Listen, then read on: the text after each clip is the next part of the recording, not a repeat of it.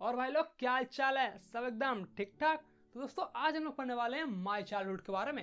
अरे ना बाबा ना, मैं तुम्हें अपने चाइल्डहुड के बारे में नहीं पढ़ाऊंगा, मैं तुम्हें पढ़ाऊंगा इनके चाइल्डहुड के बारे में। जी हाँ, अब्दुल कलाम के चाइल्डहुड के बारे में मैं तुम्हें पढ़ाऊंगा। तो चलो चैप्टर का शुरू करते हैं।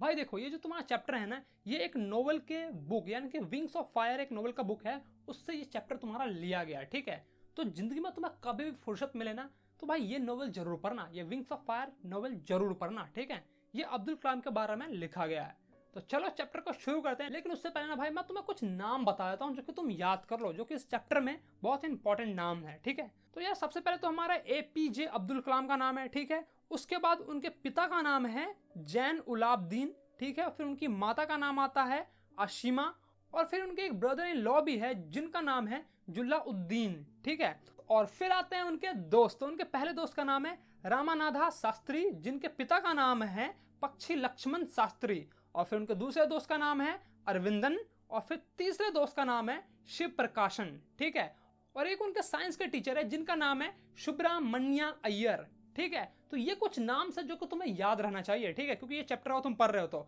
चलो यार अब हम लोग चैप्टर को पढ़ना शुरू करते हैं। तो अब्दुल कलाम कहते हैं कि उनका जन्म एक मिडिल क्लास फैमिली में हुआ था, तमिल के मिडिल क्लास फैमिली में हुआ था, रामेश्वरम गांव में, जो कि एरस्ट वाइल मद्रास स्टेट में है। ठीक है, यानी कि पुराने मद्रास स्टेट में रामेश्वरम नाम का एक गांव है, वहां पर उनका जन्म हुआ था तमिल फैमिली में। ठीक है, और उनके पिता का नाम मैंने तुम्हें बता ही दिया है, जैन उलाब्दीन, जो कि ना ही ज्यादा पढ़े लिखे हैं और ना ही उनके पास ज्यादा पैसा है। ठीक है, और उनकी माता का नाम भी मैंने तुम्हें बता ही दिया है, जिनका नाम है आशिमा। ठीक है, तो यार देखो, वो बताते हैं ना कि उनके पिता जो है ना, वो ना तो ज्यादा पढ़े लिखे हैं और ना ही उनके पास ज्यादा पैसा है। और फिर अब्दुल कलाम ये कहते हैं कि उनकी जो माता है ना, वो तो घर की खाना बनाती ही बनाती थी, लेकिन आसपास के जो लोग थे उनको भी वो बहुत ही खाना परोसती थी और खाना खिलाती थी। अब्दुल कलाम कहते हैं कि मुझे आज तक पता नहीं कि मेरी माता ने कितनी संख्याओं में गरीबों को और बाकी लोगों को खाना खिला दिया है। ठीक है, फिर अब्दुल कलाम बताते हैं कि आम बच्चों की तरह ही वो भी अपने लंबे माता पिता और खूबसूरत माता पिता से जन्मे हैं, और वो अपने छोटे से घर में रहते हैं जो कि 19वीं सेंचुरी में बनाया गया था चूनों से और ईंटों से।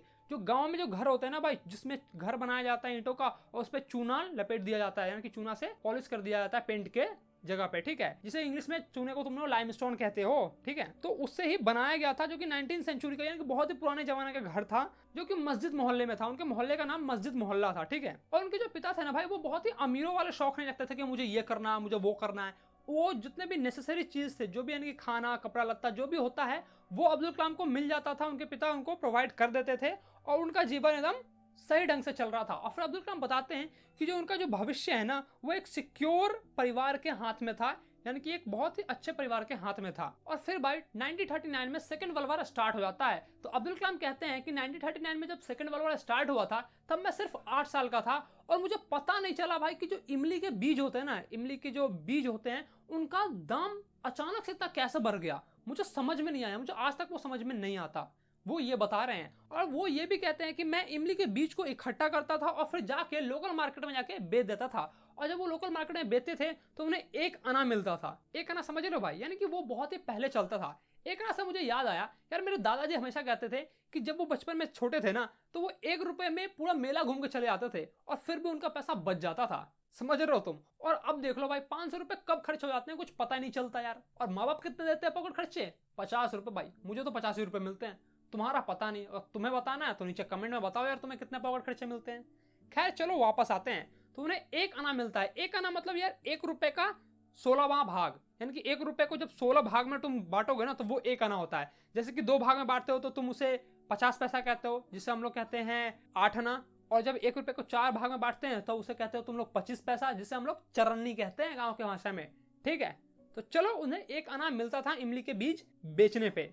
और फिर वो बताते हैं कि जो उनके ब्रदर इन लॉ है, जिनका नाम जलाउद्दीन है, वो सेकंड वर्ल्ड वॉर के स्टोरी सुनाते थे हमारे अब्दुल कलाम को। ठीक है, और भाई फिर बाद में जाकर अब्दुल कलाम दिनमनी नाम के न्यूज़पेपर के हेडलाइन में वो सारे चीजें पढ़ते थे जो भी उनके ब्रदर इन लॉ ने बताया होता है। ठीक है, और फिर वो सेकंड वर्ल्ड वॉर के बारे में बताते हैं कि जो उनका इलाका है ना, वो बहुत ही कोने में आता है, एकदम इकाई में आता है, इसलिए उनका सेकंड वर्ल्ड वॉर पे उनके मोहल्ले का, उनके इलाके का कोई भी इफेक्ट नहीं हुआ सेकेंड वर्ल्ड वॉर में, ठीक है। और फिर कुछ समय बीत जाने के बाद इंडिया को जब बाकी देशों के लिए लड़ना जाना था, यानी कि जब इंडिया के सैनिक है वो दूसरे देशों के हेल्प में, यानी कि दूसरे देश के सपोर्ट में जब लड़ने जा रहे थे, तब इंडिया में इमरजेंसी डिक्लेयर कर दिया गया था वहां पर उनके इलाके में, ठीक है। इमरजेंसी डिक्लेयर हो गया था, जिससे कुछ दिक्कतें आने लगी थी। और भाई सबसे पहले तो उनको दिक्कत आई थी रामेश्वरम स्टेशन पे, ठीक है। जो उनके चचेरे भाई है ना भाई, वो उसमें ना उस स्टेशन में, उस ट्रेन में, रामेश्वरम स्टेशन में जो भी ट्रेन गुजरती थी उसमें न्यूज़पेपर बेचा करते थे। तो जो भी जब दिक्कत आई ना तो उन्हें न्यूज़पेपर फेंकना पड़ा। तो जब न्यूज़पेपर फेंक रहे थे उनके चचेरे भाई, तो अब्दुल कलाम जाकर उस न्यूज़पेपर को इकट्ठा किया, जो भी रोड पे बिखरे हुए थे तो उनको इकट्ठा किया, और फिर उनके चचेरे भाई ने उन्हें कुछ पैसे दिए, उनके पहली इनकम दी। और वो कहते हैं कि मुझे आज भी याद है, मुझे आज भी गर्व होता है अपने उस पहले इनकम पे। भाई जो पहला इनकम होता है ना भाई, वो मतलब कुछ भी कर दो तुम भूल नहीं पाओगे तुम अपने पहले इनकम को। तो अब्दुल कलाम वही बता रहे हैं कि मुझे आज भी गर्व होता है कि जब मैंने पहला इनकम कमाया था तो मुझे कितनी खुशी मिली थी, मैं कितना खुश था, मतलब वो चीज़ उनको सुकून मिलता है एक अंदर से। और फिर अब्दुल कलाम बताते हैं कि उनके पिता से उन्हें ऑनेस्टी मिली है और सेल्फ डिसिप्लिन मिला है, और उनकी माँ से गुडनेस मिला है और काइंडनेस मिला है। ये सब चीज़ें उन्हें विरासत में मिली है, एक तरह से तुम समझ लो।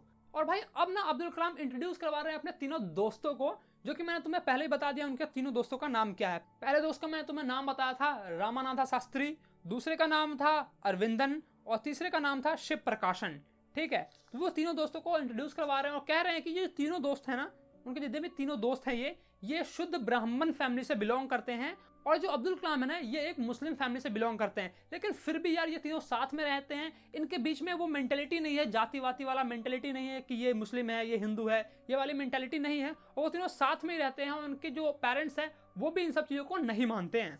और फिर वो बताते हैं कि रामानाथा शास्त्री जो है ना वो पक्षी लक्ष्मी शास्त्री के बेटे हैं, जो कि शुद्ध ब्राह्मण यानी कि ऊपर हाई क्लास वाले ब्राह्मण जो होते हैं ना उनसे बिलोंग करते हैं, उनके फैमिली से बिलोंग करते हैं।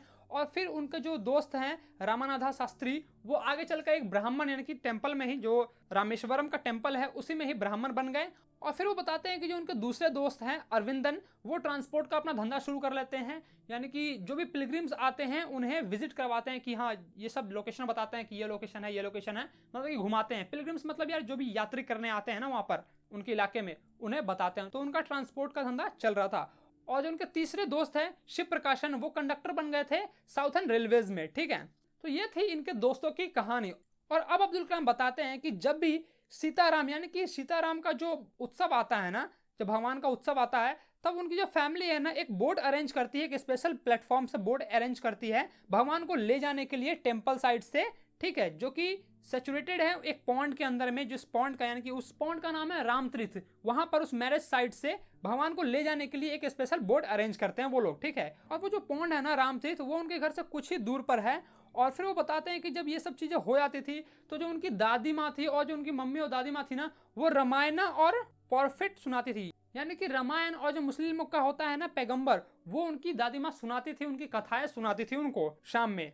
और अब वो बताते हैं कि जब वो 5th क्लास में थे, रामेश्वरम एलिमेंट्री स्कूल में जब वो 5th क्लास में थे ना, तब यार एक नया टीचर आता है उनके क्लास में। और जो हमारे अब्दुल कलाम है ना भाई, ये कैप पहनते थे जो कि मुस्लिम का पहचान नहीं है, ठीक है। और उनके जितने भी दोस्त हैं वो हिंदू के पहचान का कपड़ा सब क्लॉथ सब पहनते थे। और जो हमारे अब्दुल कलाम है ना भाई, वो फर्स्ट बेंचर थे, यानी कि वो फर्स्ट रो में बैठते थे अपने तीनों दोस्तों के साथ। तो जब नया टीचर इंटर करता है ना, तो वो उससे भाई एक बात समझ में नहीं आती। वो कहता है एक मुस्लिम लौंडा इन तीनों ब्राह्मण के बीच में कैसे बैठा हुआ है। वो अब्दुल कलाम को उठाते हैं और कहते हैं तुम जाकर पीछे बैठ जाओ। और फिर अब्दुल कलाम जाके पीछे बैठते हैं। जब वो पीछे जा रहे होते हैं ना, तो उन्हें बहुत ही दुख लगता है, वो उन्हें बहुत ही दुख होते हैं कि मुझे उठाकर पीछे कर दिया। और उससे भी ज्यादा दुख उनके तीनों दोस्तों को होता है, और सबसे ज्यादा तो रामानाथा शास्त्री को होता है भाई। और जब स्कूल खत्म हो जाती है तो वो घर पर आते हैं और अपने अपने पेरेंट्स को बताते हैं, अपने अपने माँ बाप को बताते हैं कि हमारे साथ आज स्कूल में ऐसा ऐसा हुआ, मुझे उठाकर पीछे बैठा दिया गया, वो सब चीजें बताते हैं। तो जब अगले दिन स्कूल जब जाते हैं ना, तो जो रामानाथा शास्त्री के पिताजी होते हैं ना लक्ष्मण शास्त्री, वो उस टीचर को बुलाते हैं, वो नए टीचर को बुलाते हैं और उन सबके सामने में ही उस टीचर को डांटते हैं और कहते हैं कि क्या तुम ये माइंडसेट भर रहे हो, इन जातिवादी का माइंडसेट इन सबके बीच में भर रहे हो, इन सबके दिमाग में क्या भर रहे हो तुम, हैं तुम्हें अकल वकल है ही नहीं है, ये इनोसेंट बच्चों के माइंड में तुम ये सब चीजें भर रहे हो, जातिवादी का भेदभाव भर रहे हो तुम, हैं।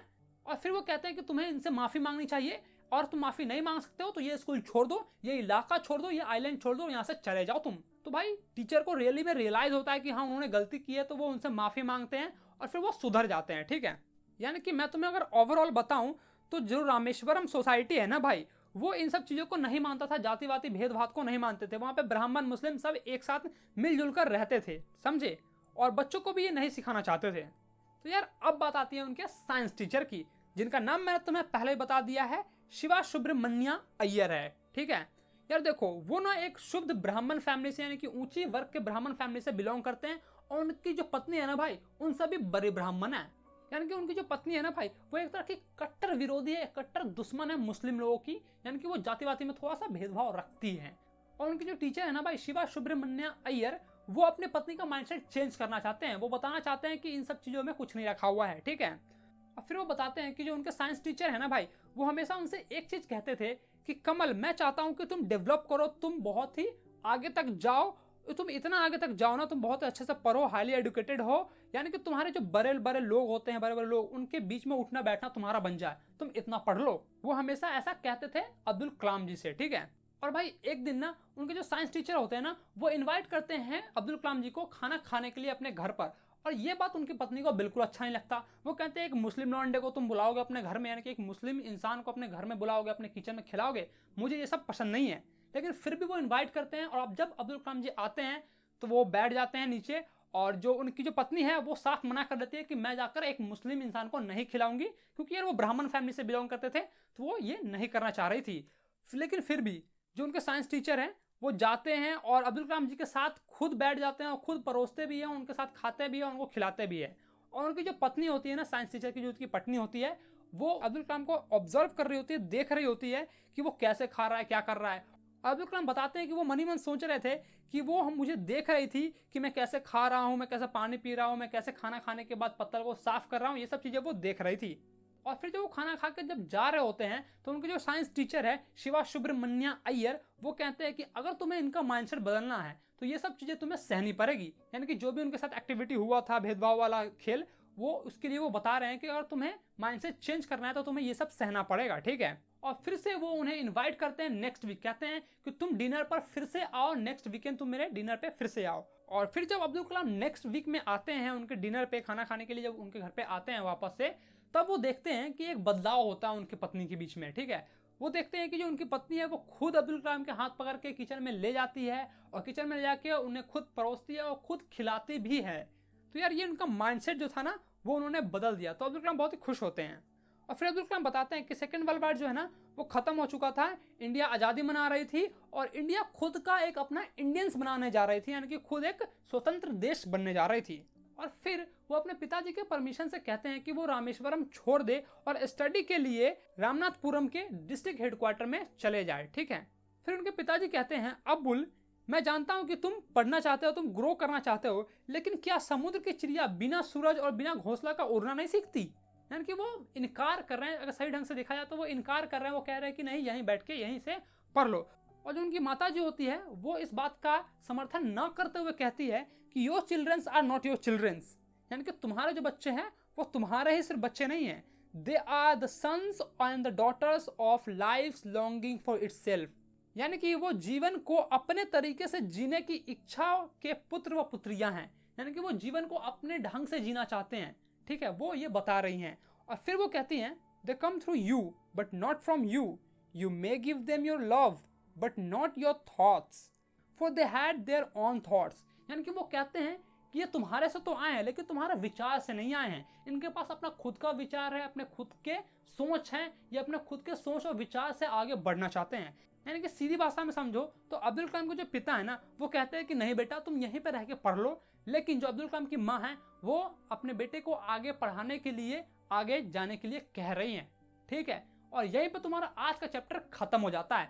अब यार मुझे पता है कि तुम्हें ये चैप्टर इंटरेस्टिंग नहीं लगा होगा, लेकिन मुझे ये भी पता है कि तुम्हें ये चैप्टर आसानी से समझ में आ गया होगा। यार देखो, ये ना अब्दुल कलाम के जीवन के बारे में बताया गया, तो ये सब इंटरेस्टिंग तो होगा नहीं। ठीक है, और रही बात विंग्स ऑफ फायर बुक की पढ़ने की भाई, तो अगर तुम्हें कभी टाइम मिलता है, अगर तुम्हें कुछ सीखना है, कुछ विचार लेने हैं, उसे थॉट्स लेने हैं, तो तुम वो पढ़ सकते हो विंग्स ऑफ फायर। और भाई अगर वीडियो अच्छा लगा हो तो वीडियो को शेयर करो। अगर भाई का चैनल सब्सक्राइब नहीं किया तो कर रहा भाई लोग, चैनल को सब्सक्राइब कर लो। और हाँ भाई, इससे अपने दोस्तों के साथ जरूर शेयर करना। ठीक है, चलो तो मैं तुम्हें मिलता हूँ नेक्स्ट वीडियो में, तब तक के लिए बाय बाय।